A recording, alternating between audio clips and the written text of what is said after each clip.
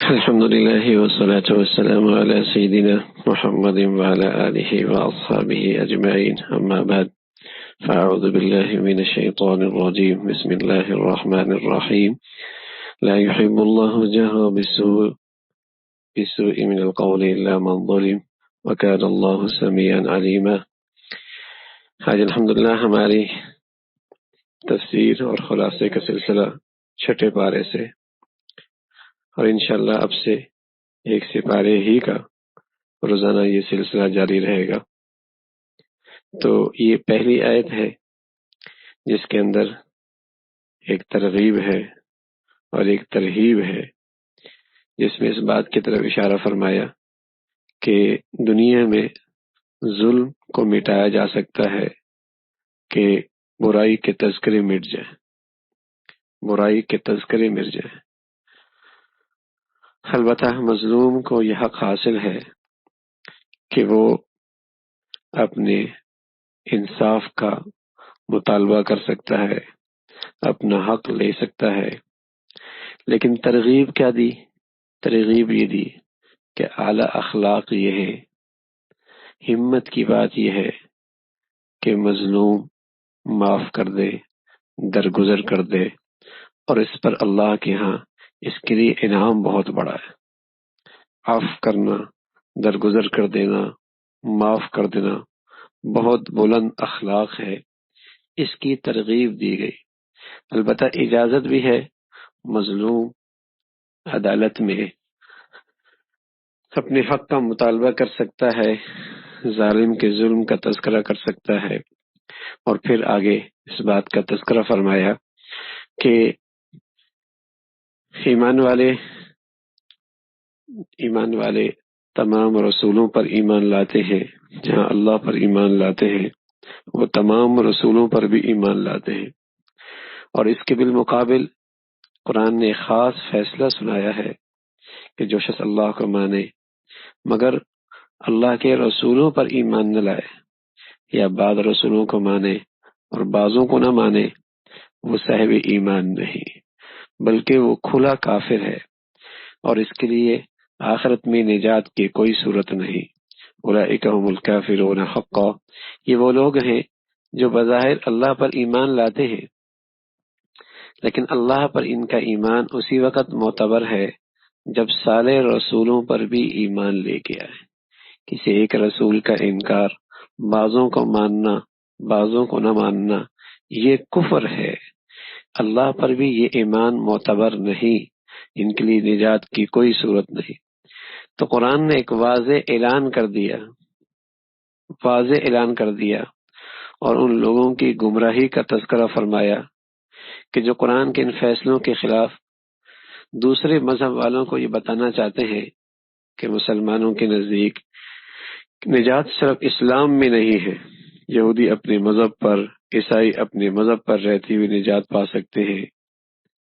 حالانکہ قرآن کا فیصلہ یہ ہے کہ نجات کا واحد راستہ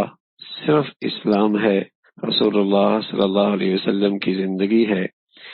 اور قرآن کی یہ آیت بتا رہی کہ نجات کے لیے ضروری ہے کہ اللہ پر بھی ایمان ہو اور تمام رسولوں پر بھی ایمان ہو۔ یہودی عیسیٰ علیہ السلام کے دشمن، یہودی اللہ کے رسول صلی اللہ علیہ وسلم کے دشمن، اور یہی حال عیسائیوں کا ہے۔ عیسیٰ علیہ السلام پر ایمان ہے، بہت سارے رسولوں کا، محمد رسول اللہ کا انکار ہے۔ تو سوائے اسلام کے نجات کا اور کوئی مذہب نہیں ہے، نجات کا صرف ایک مذہب ہے قیامت تک، وہ صرف اسلام ہے۔ اسی بات کا تذکرہ فرمایا قرآن نے، فَإِنْ آمَنُوا بِمِثْلِ مَا آمَنْتُمْ بِهِ فَقَدِ اهْتَدَوْا، اگر وہ ایمان لے آئے جیسے مسلمان ایمان لے آئے، جیسے صحابہ ایمان لے آئے، تب ان کا ایمان معتبر ہے۔ آگے ہی اسألک اہل الکتاب ان تنزل علیہم کتابا من السماء، یہودیوں کے کچھ سردار حضور علیہ السلام کی خدمت میں آئے،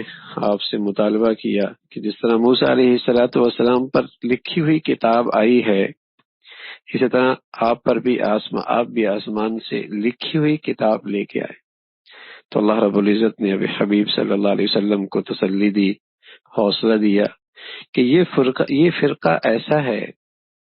کہ اس فرقے کے پہلے افراد بھی اس سے بڑی جہالت کا مظاہرہ کر چکے ہیں، اور اس سے بڑی ان کی سرکشی ہے، اور انہوں نے موسیٰ علیہ الصلوۃ والسلام سے مطالبہ کیا تھا کہ ہم اللہ کو بے حجاب دیکھنا چاہتے ہیں، اور انہوں نے گوسالہ کی پرستش شروع کر دی تھی۔ یہ چیز اس سے بڑی جہالت کی ہے۔ اور پھر اللہ نے ان یہودیوں کی نافرمانیوں کا تذکرہ فرمایا اور اہل ایمان کو یہ سب کچھ سنایا کہ مسلمان ان حرکات سے اپنے آپ کو ہمیشہ محفوظ رکھیں، اور انہی نافرمانیوں کی سزا اللہ کی طرف سے انہیں یہ ملی کہ اللہ رب العزت نے بہت ساری حلال اپنی نعمتیں بھی اور پاکیزہ چیزیں بھی ان کی نافرمانی کی وجہ سے ان پہ حرام کر دی۔ اور پھر یہودیوں کا یہ کہنا کہ عیسیٰ علیہ الصلوۃ والسلام کو انہوں نے قتل کیا، تو قرآن نے اعلان دیا، عقیدہ بتایا کہ عیسیٰ علیہ الصلوۃ والسلام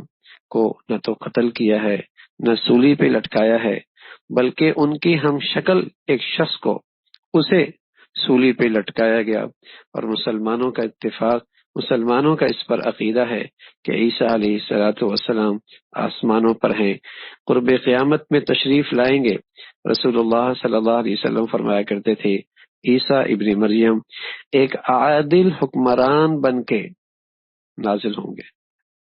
وہ دجال اور خنزیر کو قتل کریں گے اور صلیب کو توڑ ڈالیں گے، اور اس وقت عبادت سارے عالم میں صرف اللہ کی ہوگی، صرف اللہ کی عبادت ہوگی۔ تو رسول اللہ صلی اللہ علیہ وسلم نے بتا دیا اور قرآن نے بھی بتا دیا کہ عیسیٰ علیہ الصلوۃ والسلام کو اللہ نے آسمانوں پہ اٹھایا ہے،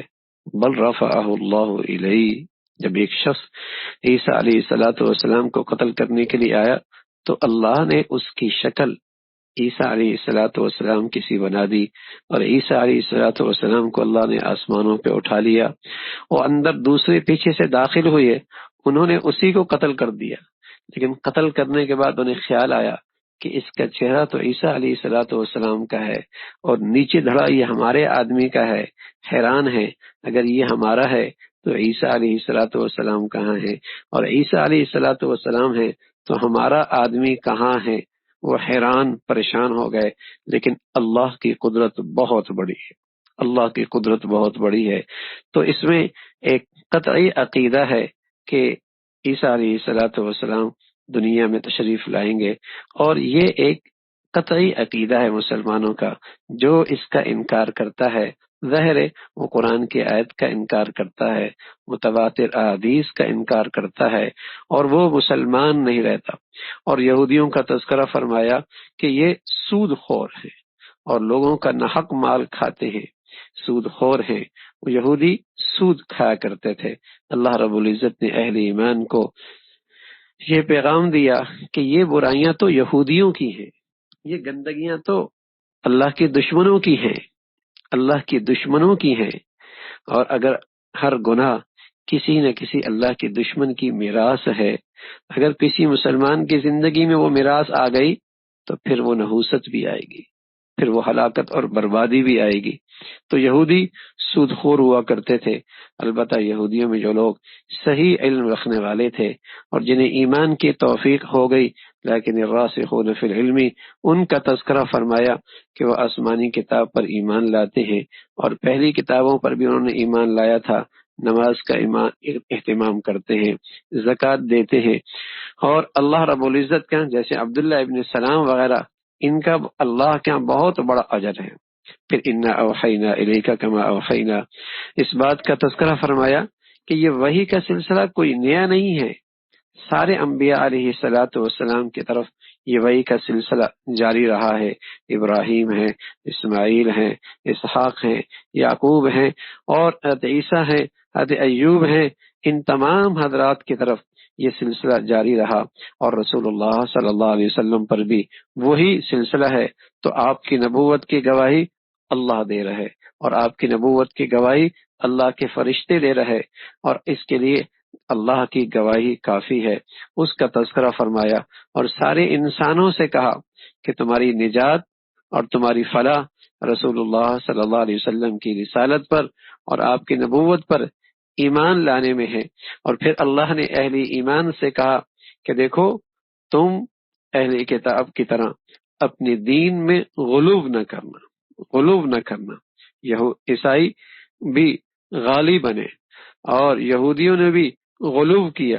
تو اللہ رب العزت نے اہل ایمان کو تلقین فرمائی، تاکید فرمائی، ہدایت فرمائی کہ مسلمان وہ دین کے اندر یہودیوں کی طرح اور عیسائیوں کی طرح غلو نہ کرے. عیسائیوں نے عیسیٰ علیہ الصلوۃ والسلام کی تعظیم میں اتنے بڑے کہہ بیٹھے کہ یہ اللہ کے بیٹے ہیں، کہہ بیٹھے یہ تین میں سے ایک ہیں، یہ کہہ بیٹھے کہ اللہ ہی زمین پر عیسیٰ علیہ الصلوۃ والسلام کی شکل میں اترے ہیں. تو یہ دین میں غلو ہے. اور رسول اللہ صلی اللہ علیہ وسلم نے یوں فرمایا کہ میری مدح اور میری تعریف میں ایسا مبالغہ نہ کرنا جیسے نصارہ نے عیسیٰ ابن مریم کے معاملے میں کیا. خوب سمجھ لو میں اللہ کا بندہ ہوں، میں بشر ہونے میں سب کے ساتھ شریک ہوں. سب سے بڑا درجہ میرا یہ ہے کہ اللہ نے مجھے رسول بنایا ہے. میں بشر بننے میں اور اللہ کی بندگی میں سب کے برابر ہوں، لیکن مجھے اللہ رب العزت نے سب سے بڑا اعزاز دیا ہے اور شرف بخشا ہے کہ میں اللہ کا رسول ہوں. اس سے آگے بڑھانا خدا تعالیٰ کی صفات میں شریک کھلانا ہے، اور یہ غلو ہے. اور اس غلو کے اندر عیسائی مبتلا تھے. اس لیے رسول اللہ صلی اللہ علیہ وسلم نے خاص طور پہ اپنی امت کو تلقین فرمائی کہ تم دین کے معاملے میں غلو نہ کرنا. جو جس چیز کی حد بتائی گئی ہے، جس چیز کی حد بتائی ہے، دین کے جس حکم کی، دین کے جس کام کی، سنت سے آگے تجاوز کرنا یہ غلو ہے، اور اسلام میں اس کی کوئی گنجائش نہیں. پھر عیسیٰ علیہ الصلوۃ والسلام کے بارے میں فرمایا کہ عیسیٰ علیہ الصلوۃ والسلام کے لیے تو یہ عزت اور شرف کی بات ہے کہ وہ اللہ کے بندے ہیں اور انہیں اللہ کی بندگی نصیب ہے. انہیں اس سے کوئی عار نہیں، بلکہ ایک انسان کا شرف اور عزت ہے ہی اسی میں کہ وہ اللہ کا بندہ ہو اور اس کی زندگی میں اللہ کی بندگی ہو. اگر یہ نہیں ہے تو یہ ذلت اور رسوائی اور عار اور شرمندگی اور سراسر شرمندگی ہے کہ وہ اس کی زندگی اللہ کی بندگی سے خالی ہے. اسی کا تذکرہ فرمایا اہل ایمان جب اللہ کی فرما برداری کی زندگی گزارتے ہیں اللہ انہیں پورا اس کا اجر و ثواب عطا فرمائیں گے. اور جو لوگ تکبر میں ہیں اور اللہ کی عبادت کرنے میں انہیں عار ہے، ان کے لیے اللہ کے ہاں کوئی مددگار نہیں اور کوئی ان کی نصرت کرنے والا نہیں. اللہ کی طرف سے جو پیغام آیا ہے قرآن کی شکل میں، اس پر تم نے لوگوں ایمان لے کے آنا ہے،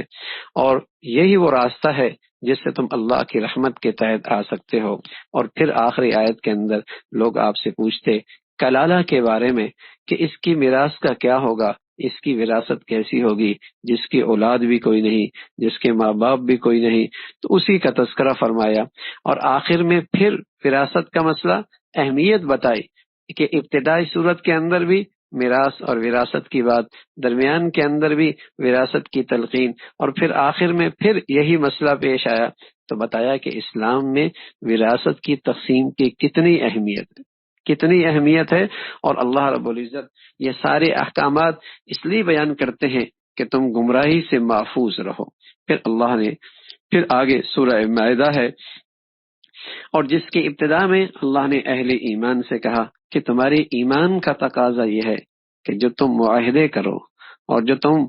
عہد کرو اور جو تمہارے درمیان چاہے اللہ کے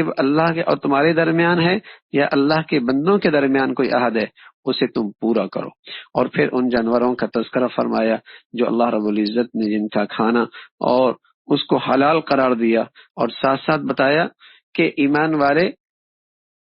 ان شاعر کی بھی تعظیم کرتے ہیں اور احترام کرتے ہیں جو اللہ کی عظمت کی علامت ہیں.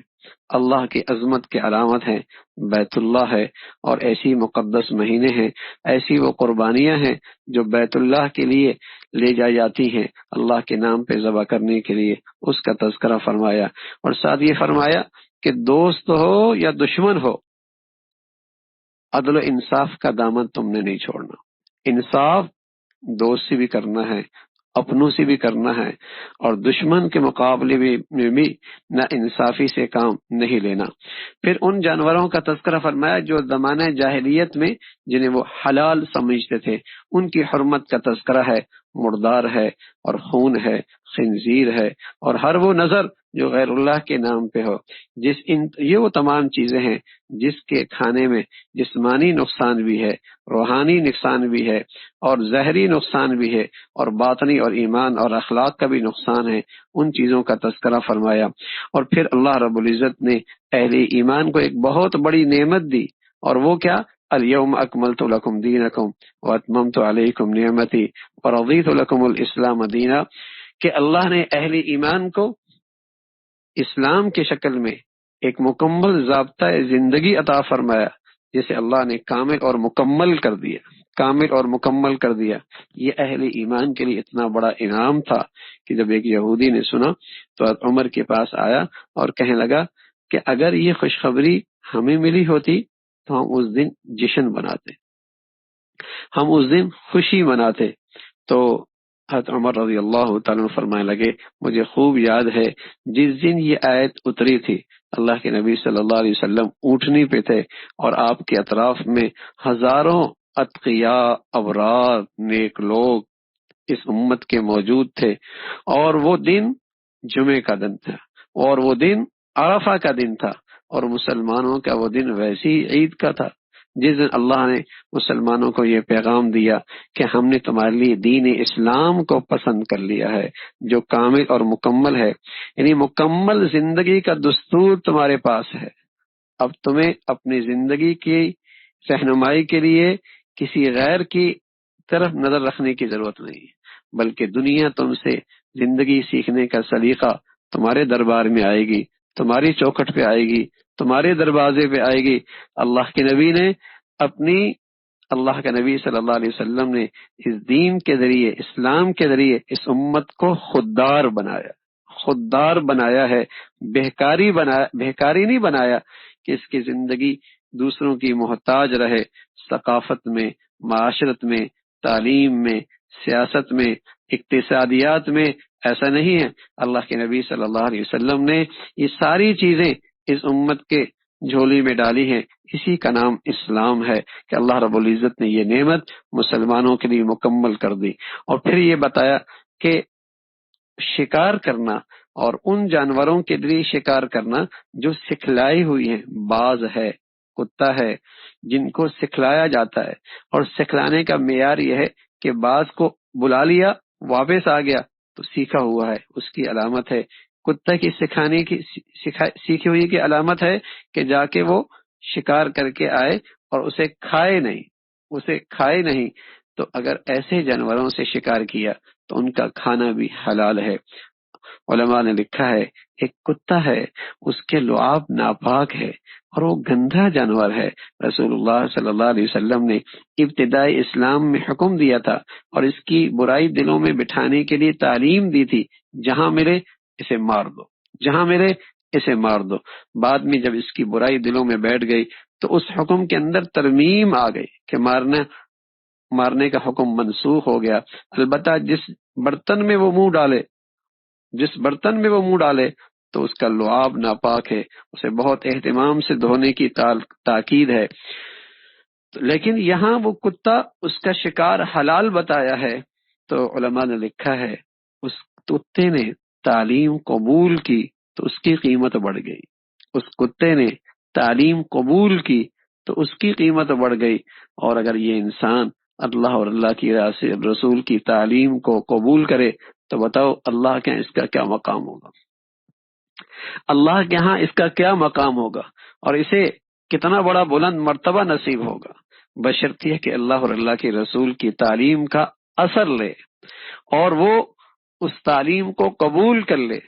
تو اس کی قیمت بھی اللہ کے ہاں بہت بڑھ جائے گی۔ پھر اللہ رب العزت نے فرمایا اہل کتاب جب تک وہ اہل کتاب اپنے تورات اور انجیل کی تعلیمات کے مطابق کوئی چیز ذبح کرتے ہیں وہ تمہارے لیے حلال ہے، اور اسی طرح ان کی عورتیں بھی بشرطیہ کہ وہ اہل کتاب ہوں۔ لیکن جب فتنے کا اندیشہ ہوا، عمر رضی اللہ تعالیٰ عنہ کو جب پتہ چلا کہ حذیفہ ابن یمان نے ایک اہل کتاب عورت سے شادی کر لی، تو آپ نے فوراً اس سے کہا کہ اسے طلاق دے دو، اسے طلاق دے دو، اور پھر اسے بتایا کہ میں اس لیے کہہ رہا ہوں کہیں ایسا نہ ہو کہ اس راستے سے ہمارے گھروں میں بے حیائی آنے لگے، کوئی گندگی آنے لگے، یا یہ ہے کہ مسلمان عورتوں کے لیے تو ان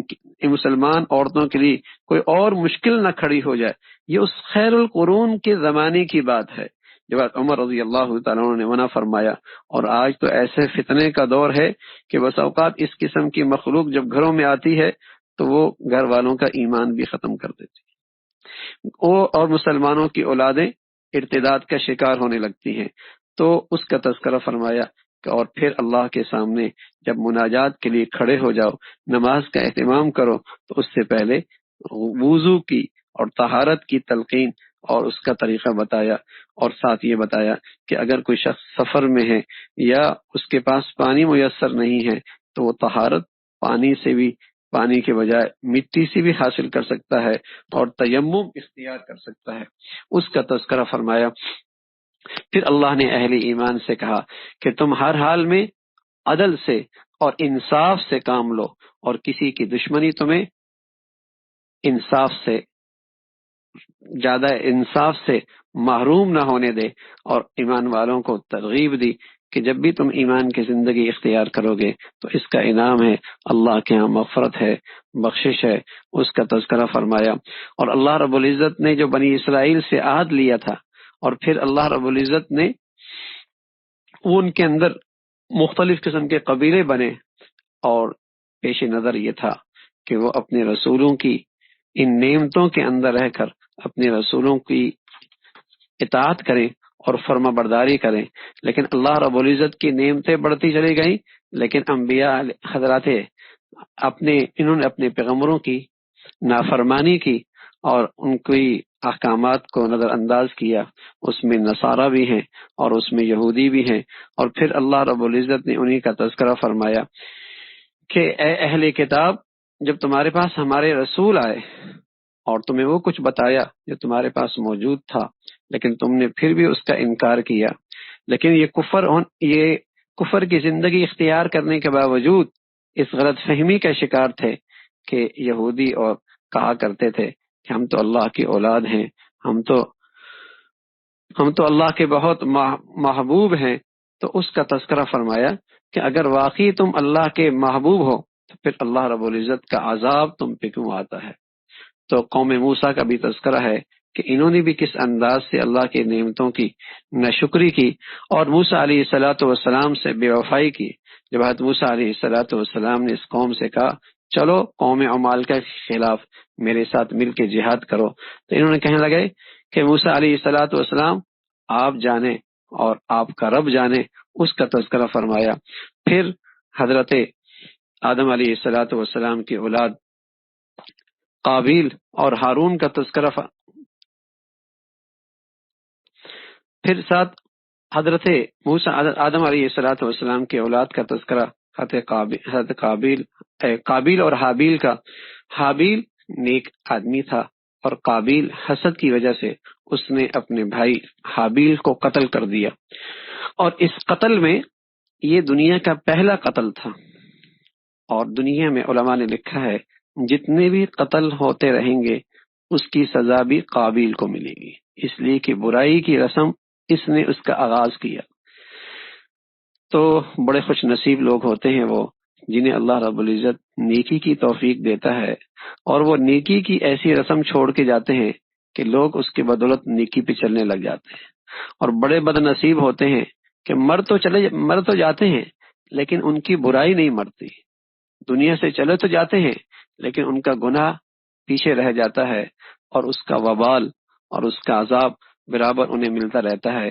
تو جب قابیل نے اپنے بھائی کو حسد کی وجہ سے قتل کیا، اب حیران ہے اسے چھپائے کیسے، اس کی لاش کو دفن کیسے کریں، تو اللہ اکبر، ایک کوہ آیا اور اس نے اپنے جیسے ہم جنس کو زمین کے اندر جب مٹی کے اندر چھپایا تو اسی اپنی عقل پر افسوس ہوا اور اپنی ذات پہ افسوس کرنے لگا، اس کا تذکرہ فرمایا۔ پھر اللہ رب العزت کے یہاں جو قانون ہے کہ قتل کے بدلے میں قتل ہے، اور جو لوگ قتل کرتے ہیں یا زمین پہ فساد مچاتے ہیں ان کی سزا کا تذکرہ فرمایا کہ کس طریقے سے ان کے ہاتھ کاٹے جائیں، ان کو سولی پہ لٹکایا جائے گا، اور انہیں سولی پہ لٹکایا جائے گا اور انہیں قتل کیا جائے گا، اور ان کے ہاتھ اور پاؤں خلاف طور پہ کاٹے جائیں گے، اس کا تذکرہ فرمایا۔ اور پھر چوری کی سزا کا تذکرہ ہے کہ چور مرد ہے یا عورت ہے، اس کے ہاتھ کاٹے جائیں گے۔ اب اللہ اکبر، جب زنا کی بات آئی تو وہاں عورت کا تذکرہ پہلے ہے، اور جہاں چور کی بات آئی تو سزا میں مرد کا ذکر پہلے ہے، اس لیے کہ مرد کے لیے یہ زیادہ عیب کی بات ہے کہ اللہ رب العزت نے اسے قوت بازو دیا ہے اور پھر چوری کرتا ہے، تو اس سزا میں اس چور میں مرد کا ذکر پہلے ہے، اور عورت کے اندر اللہ نے شرم و حیا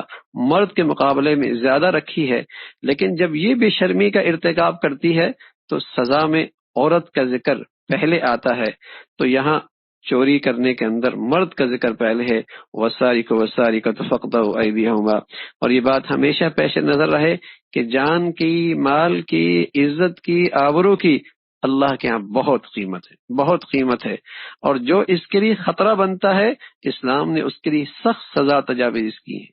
جو اس کے لیے خطرہ بنتا ہے اسلام کے ہاں اس کے لیے سخت سزائیں ہیں، تاکہ ہمیشہ معاشرے کے اندر دوسروں کی جان و مال اور عزت آبرو محفوظ رہے۔ پھر یہودیوں کا تذکرہ فرمایا اور آپ علیہ الصلوۃ والسلام کو تسلی دی کہ یہ لوگ آپ کے پاس آتے ہیں، کان لگا کے بات سنتے ہیں اور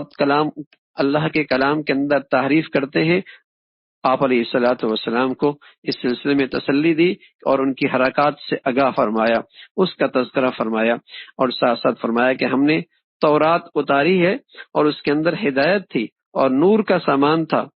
لیکن ان لوگوں نے اس کا انکار کیا، اس لیے آپ لوگوں سے نہ ڈریں، صرف مجھ ہی سے ڈریں، اور آپ ان لوگوں کی طرح نہ ہوں جو دنیا کے مفادات کے خاطر اپنے اللہ کو ناراض کرتے ہیں۔ پھر اللہ رب العزت نے سزا کا تذکرہ فرمایا کہ نفس کے بدلے میں نفس ہے، اور آنکھ کے بدلے میں آنکھ ہے، اور کان کے بدلے میں کان ہے، اور ناک کے بدلے میں ناک ہے، اور دانت کے بدلے میں دانت ہے، جیسا زخم ہے ویسا بدلہ لیا جا سکتا ہے، اس کا تذکرہ فرمایا۔ پھر قرآن کی عظمت کا تذکرہ کہ یہ آسمانی کتابوں کے اندر جتنے مضامین برحق ہیں یہ ان سب کی تصدیق کرتا ہے، اور قرآن جو ہے قرآن مجید کے اندر اللہ کے احکامات ہیں، اس میں کسی کی خواہشات کی پیروی نہیں ہے۔ پھر اللہ رب العزت نے اہل ایمان کو تلقین فرمائی، تاکید فرمائی کہ تم ہرگز یہود و نصارہ کو اپنے دوست مت بنانا، اس لیے کہ یہود و نصارہ مسلمان دشمنی میں باہم ہیں، اور باہمی وہ ایک دوسرے کے ساتھ ایک دوسرے کے مددگار اور معاون ہیں، لیکن اہل ایمان اور مسلمان معاشرے میں جن کے دلوں کے اندر نفاق کا مرض ہے وہ ان کی دوستی کی طرف آگے بڑھتے ہیں، اور انہیں یہ خیال ہوتا ہے کہ اگر ان کے ساتھ دلی دوستی اور ان کے ساتھ تعلقات نہ رکھیں گے تو ہم کسی بڑی مصیبت میں گرفتار ہو جائیں گے۔ تو اللہ رب العزت نے ان کی مذمت فرمائی، اور ساتھ یہ فرمایا کہ اگر تم دین حق کو چھوڑ بیٹھو گے اور ارتداد کا راستہ اختیار کرو گے تو اس میں اللہ کا اور اللہ کے دین کا کوئی نقصان نہیں ہے۔ اللہ ایسی قوم کو اپنی دین کی حفاظت کے لیے کھڑا فرمائیں گے جن سے اللہ محبت فرماتے ہیں، اور وہ اللہ سے محبت کرتے ہیں، اور وہ اہل ایمان کے لیے اپنے دلوں میں نرم گوشہ رکھتے ہیں، اور کفر کے مقابلے میں چونکہ کافر جب اللہ کے دین سے دشمنی کرتا ہے تو مسلمان بھی ان کے مقابلے میں پھر سختی کا معاملہ کرتے ہیں، اور وہ لوگ ہیں جو اللہ کے راستے میں اپنی جان مال کی قربانی دیتے ہیں، اور سوائے اللہ کے وہ کسی سے نہیں ڈرتے، کسی کی انہیں ملامت کی پرواہ نہیں ہے۔ اور پھر فرمایا کہ ایمان والے تو اللہ سے محبت کرتے ہیں، اللہ کے رسول سے دوستی رکھتے ہیں، اور ایمان والوں سے اپنا تعلق استوار کرتے ہیں، نماز کا اہتمام کرتے ہیں، زکوٰۃ دیتے ہیں۔ یہی وہ لوگ ہیں جو اللہ کی جماعت ہے، اور اللہ کی جماعت ہی غالب ہونے والی ہے۔ اور اہل ایمان کو تلقین فرمائی، جو لوگ تمہارے دین کا مذاق اڑاتے ہیں، جو تمہارے دین شعار اسلام کا مذاق اڑاتے ہیں، تم ہرگز ان سے اپنا دلی لگاؤ نہ رکھنا اور ان سے دلی تعلق نہ رکھنا، اس کا تذکرہ فرمایا۔ اور ساتھ یہ فرمایا کہ یہ کفار جو تم سے انتقام لیتے ہیں اور تم سے دشمنی کا معاملہ کرتے ہیں، جرم تمہارا صرف یہ ہے کہ تم اللہ اور اللہ کے رسول پر ایمان لے کے آتے۔ ان کی دشمنی تمہارے ساتھ تمہارے ایمان کی وجہ سے ہے، اس کا تذکرہ فرمایا۔ وَإِذَا جَاءُوكُمْ قَالُوا آمَنَّا وَقَدْ دَخَلُوا بِالْكُفْرِ وَهُمْ قَدْ خَرَجُوا بِهِ وَاللَّهُ أَعْلَمُ بِمَا كَانُوا يَكْتُمُونَ۔ یہ کبھی آتے ہیں لیکن ان کے اندر کفر چھپا ہوا ہے، لیکن اللہ رب العزت سب کو جانتے ہیں کہ یہ برائی کی طرف اور نافرمانی کی طرف اور حرام کھانے میں ایک دوسرے سے سبقت کرتے ہیں۔ کیا یہ اچھا ہوتا کہ ان لوگوں میں ایسے لوگ ہوتے جو ان کو برائیوں سے اور گناہوں سے اور حرام کھانے سے روکتے۔ یہ تلقین اللہ رب العزت نے اس کے واسطے اہل ایمان کو بھی تلقین فرمائی کہ مسلمانوں میں ہمیشہ ایک طبقہ ایسا ہونا چاہیے جو معاشرے کو برائی سے اور گناہوں سے اور حرام کھانے سے روکتا رہے۔ یہودی معاشرے کے اندر اور ان اہل کتاب کے اندر اللہ کا غضب اسی وقت آیا اور اللہ کی ناراضگی کی شکلیں اسی وقت اتری جب ان کے ہاں کوئی منکرات سے روکنے والا نہ رہا اور نیکی اور بھلائی کی طرف بلانے والا نہ رہا۔ اس کا تذکرہ فرمایا جب روئے زمین پر اللہ کو راضی کرنے والی زندگی ہوتی ہے اور تقوی شعار لوگ زندگی گزار رہے ہوتے ہیں تو پھر اللہ کی طرف سے زمین و آسمان کی برکتیں نازل ہوتی ہیں۔ اس کا تذکرہ فرمایا اور رسول اللہ صلی اللہ علیہ وسلم کو فرمایا کہ آپ اپنا پیغام پہنچاتے رہیں، اللہ رب العزت آپ کو شریر لوگوں سے اور ان کے شر سے آپ کی حفاظت فرمائیں گے۔ اور اللہ رب العزت نے اہل ایمان سے کہا کہ ایمان والو، جو بھی ایمان لے کے آیا اور اس نے چاہے وہ جو بھی ایمان والا یا یہودی یا صابی یا نصارانی جو بھی ایمان لے کے آیا اور آخرت پر ایمان لے آیا اور اس نے اچھے عمل کیے تو اس پر کل قیامت میں کوئی خوف نہیں ہوگا اور کوئی غم نہیں ہوگا۔ تو یہاں یہ بات پیش نظر رہے کہ قرآن بس اوقات اختصار کے ساتھ کہتا ہے جو اللہ اور آخرت پر ایمان لے کے آئے، تو اللہ اور آخرت پر وہی ایمان معتبر ہے جو رسول اللہ صلی اللہ علیہ وسلم نے بتایا ہے۔ اللہ اور آخرت پر وہی ایمان معتبر ہے جو اللہ کے رسول صلی اللہ علیہ وسلم نے بتایا۔ کوئی شخص اللہ کے رسول پر ایمان نہ لائے اور محمد رسول اللہ کی نبوت پر اور آپ کو آخری نبی نہ مانے تو اللہ کے سلسلے میں اس کا ایمان معتبر نہیں، ورنہ میرا ایمان تو اللہ پر شیطان بھی لایا بیٹھا ہوتا، وہ بھی اللہ پر ایمان رکھتا تھا، لیکن ظاہر ہے وہ ایمان معتبر نہیں جب تک کہ اللہ کے رسول پر ایمان نہ ہو۔ اسی کا تذکرہ فرمایا، پھر کفار کی مذمت فرمائی اور ان کی مذمت فرمائی جو یہ کہتے ہیں کہ اللہ تین میں سے ایک ہے اور بتایا کہ اللہ وحدہ لا شریک ہے، اس کے نہ کوئی اولاد ہے، نہ کوئی اس کا شریک ہے، نہ کوئی اس کا حصہ ہے۔ اس کا تذکرہ فرمایا، افلا یتوبون الی اللہ ویستغفرون واللہ غفور الرحیم۔ اور پھر آگے بتایا کہ عیسیٰ علیہ الصلوۃ والسلام، حضرت عیسیٰ یہ حضرت مریم کے بیٹے ہیں، یہ اللہ کے بیٹے نہیں ہیں اور اللہ کا خدا کا حصہ نہیں ہے، بلکہ یہ تو اللہ کے رسول ہیں، اور ان کی والدہ صدیقہ ہیں۔ اس کا تذکرہ فرمایا اور اہل کتاب کو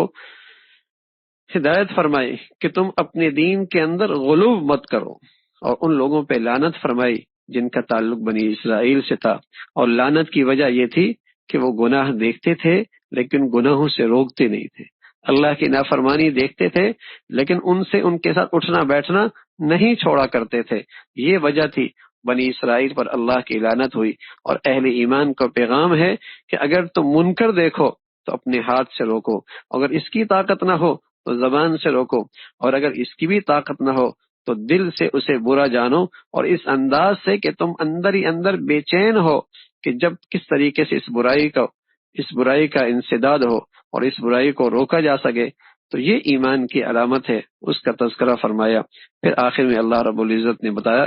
کہ مسلمانوں کے ساتھ نفرت میں یہودی سب سے آگے ہیں، مشرک سب سے آگے ہیں، البتہ وہ نصرانی جو اپنے دین برحق پر ہیں اور انجیل کی صحیح تعلیمات پر عمل پیرا ہیں، ان کے دلوں کے اندر مسلمانوں کے لیے نرم گوشہ ہے۔ لیکن آج دنیا کے اندر جو عیسائی موجود ہیں وہ آج اپنی صحیح تعلیمات سے محروم ہیں، اس لیے وہ بھی دشمنی کے اندر مسلمانوں کے لیے کچھ کم نہیں ہے، بلکہ آج دنیا کے اندر بہت بڑی یہودیوں کی سازش میں اگر شریک ہیں تو وہ عیسائی طبقہ بھی ساتھ شریک ہے۔ جن کے دلوں میں نرمی ہے ان عیسائیوں کے بارے میں بتایا کہ جو عیسیٰ علیہ الصلوۃ والسلام کی صحیح تعلیمات پر عمل پیرا تھے، ان کے دلوں کے اندر مسلمانوں کے لیے نرم گوشہ ہے۔ البتہ یہودی اور مشرک یہ مسلمان دشمنی میں سب سے آگے، سب سے بڑے ہوئی ہیں۔ اللہ رب العزت ان کی شر سے ہمیشہ مسلمانوں کو محفوظ فرمائے۔